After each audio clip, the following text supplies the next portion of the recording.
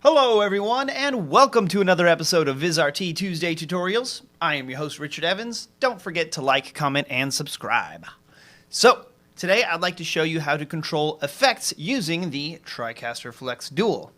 Now this will allow you to change and modify the various effects to transition between shots and bring on your downstream keyers directly on the control panel itself. So, let me show you how it's done, son. Alright. So I have my TriCaster 2 Elite interface up, and I have my TriCaster Flex Dual here on my desk. So let's combine these and start playing around with how we can modify the different effects on our TriCaster. Alright, so to do this, let me go ahead and give you a quick lay of the land with how I'm working with my TriCaster Flex Dual. I have my bottom stripe currently assigned to my main switcher row. Now, the same concept that I'll be showing you today can be also applied to your mix effects if you have those running as a switcher, etc. But for today, I'm just going to show you how to do this on the main switcher row. Okay, so let's go ahead and zoom in to part of my control surface here. So we'll be taking a look mostly at the numpad here, and then also the different transition effects that I have over here as well. Okay, so let's go over and take a look at the interface and start playing around with that. So what I want to start modifying today is on the TriCaster 2 Elite. If I click here, you'll see that I have like 9 different presets to choose from for switching between my program and preview rows, and we're going to start modifying that using the numpad on the Flex Dual. Okay, so this is something that you would set up beforehand on the interface. You can always load different types in here using emems, but we'll take a look at that in videos that I'll show later on. But for today, we're just going to be taking a look at what we have by default in here. Okay, so what we want to be able to do on the Flex Dual control panel is modify what we're going to be selecting here as our transition, and then also the speed of which we can do things, and then also some of the different options that we have available to us as well. So let's take a look at that. So how we would get to that is on the switcher row here. Say we're back in the default in the main side of things. I'm going to go ahead and click on Effect. All right, and then that gives me options to control the background, aka my main switcher row transitions, and then also my keyers 1, 2, 3, and 4. So let's start off with the background side, and we'll click on that. So from here we have the options to select which transition we want to use from those 9 that we have selected, and then also the option to change the rate, aka the speed, and then the option depending on the transition of what we can do with that, aka some of these effects will allow you to do ping pong or reversals, and we'll take a look as we go along here. Okay, so let's go through and click Select. Now that we're in the Select side of things, you'll see that we are in Effect, Background, Select. Let me get this out of the way. And then what we'll do is we can use the page up and page down buttons to scroll through those 9 different presets. All right, and then as I do that, you'll see I have options. I'll click on that, and it says Cut, Alien Hand, Circle. I'm actually going backwards right now. So the Cut, Fade, Additive Fade, Non-Additive Fade. So this gives you the name of the ones that you are currently using. Okay. So from here, let's go ahead and I'm going to select the, where's what I want to use? Let's use Fly in B, all right? And then to select that, I will go ahead and click on Enter, like so. And then we'll see on the interface that has selected Fly in B. And if I select something else, for example, Noise, that'll change that as well. Circle H, like that. Cool. All right, and I'm going to keep this open just so we can see what's going on here, okay? So now we have that selected. Let's go ahead and I'm going to go back to the main side. So just if you click Home, that'll bring you back to your default options. Okay, and then I'll go back to Effect and go to Background. And now I have the option to change the rate in which I want that transition to move. So if I click on that, you'll see that I have the options for slow, medium, fast, and set. So if I cycle between those, you see if I click slow, it'll select slow, medium, fast, etc. And then next to that, you'll see where my mouse is pointed on the interface, that shows you how long that particular transition is going to last for. Okay. And if I click on set here, this will allow me to type in how many seconds and frames that I want to have that transition be set to. Okay, but I'm going to leave it just by default for now. So let me go back up, page up, and we will set that to, let's do it medium so we can see this. All right. Now I can either use my T-bar now to do this, or I can use the auto buttons here on the Flex control panel. So what you'll need to do first of all is make sure that you're selected on this side which one you want to use. So make sure background is selected. That's what we want to do. And then I have options. I can do fade, but if I do that, I'm just doing the fade options right here. All right, so that's just a kind of default transition. If I do transition, then that will observe whatever I have selected in this menu over here. Okay, so now if I hit the auto button, check it out. Now it does that circle transition and circles it back. Okay, and of course if I use a T-bar, it'll do the same thing, just back and forth, yada yada yada. Okay, now let's take a look at some of the other options here. So let me back up. I'm currently selected as effect, background, and rate. So let me hit page up. So I go back. So now I want to look at the options. All right. Now all of the transitions on the TriCaster do have different modifiers in here. So this won't be necessarily universal, and I'm not going to go through every transition in here because that will take all day. No one wants to watch that.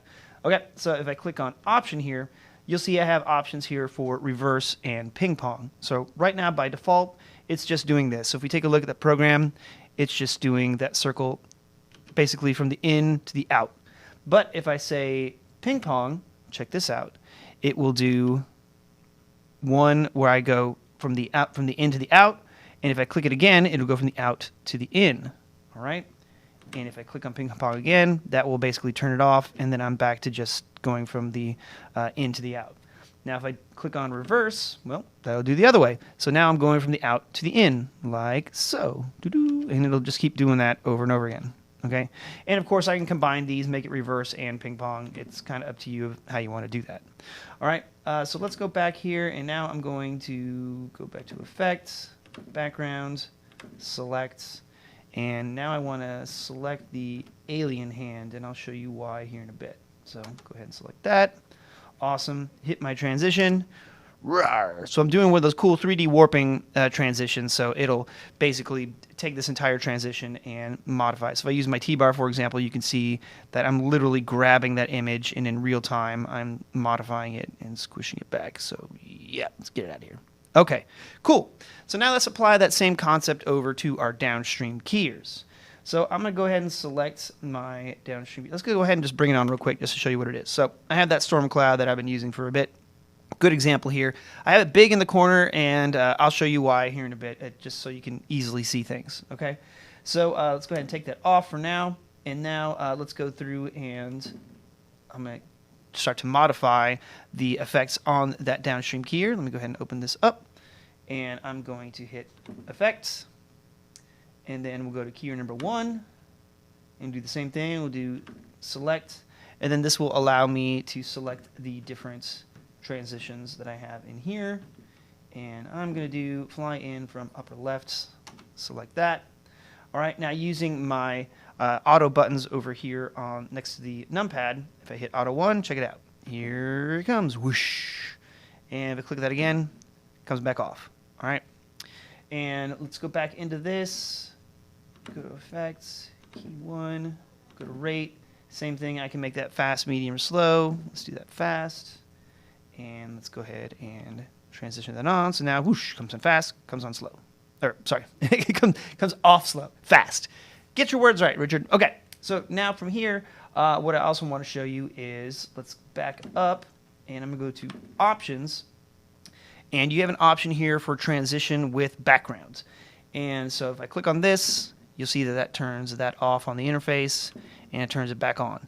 So basically what that is going to mean is it's going to allow you to bring that transition off using the transition, it's going to bring that downstream keyer on and off with the background. So it will observe the transition that you have on the background and not do it individually. Because right now it's currently doing it just by itself. So for example, if I hit these buttons, it'll do it like that. Okay, so now with transition with background, let me go ahead and turn it off real quick to show you what we don't want to do. Okay, so we'll turn transition with background off. Let's go ahead and bring that on. Now let's say that we want to when I switch between my different shots for my program and preview, that we want to have that storm cloud go with it, kind of treat it as the same layer, all right? Because right now when I do that transition, it's just going to do that, and my key will just stay there, okay? So now what we want to do, let's go back, and I'm still in that menu on the downstream keyer number 1, and if I turn with background on, now what that will allow me to do is bring those on and off at the same time. But there's a little modifier that I want to show you here. If I do it right now, you'll see right now I just have background selected and transition. So if I hit auto, for example, when I do that, that storm cloud is still there, okay?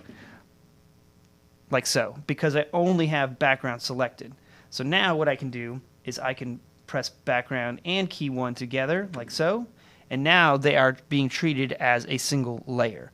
So now when I hit the auto button, check this out. It will take the cloud and my hosts on their virtual set away at the same time, like so. Okay?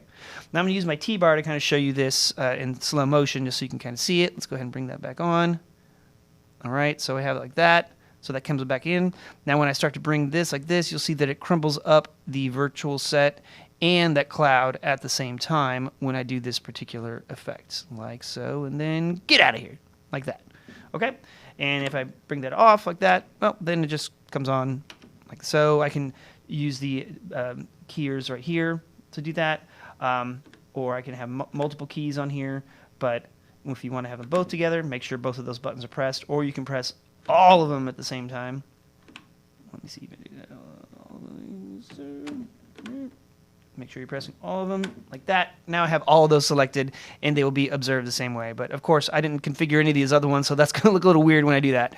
But that gives you an idea of how you can do this individually and then also together using the numpad. Okay? So you have your different options, again, on the keyers here. So both your backgrounds and your keys, and then the options for selecting which transition you want to use and the rate that you want to use it, and then also the option as well, depending on the transition you are working with. So a lot of cool things you can do with this. Highly recommend playing around with it, but it makes it really fast to access things without having to get your keyboard and mouse and start to, go into these buttons here and select stuff. And like, all right, I go in here, hit this. Now I got to go back in here and hit fast. All right.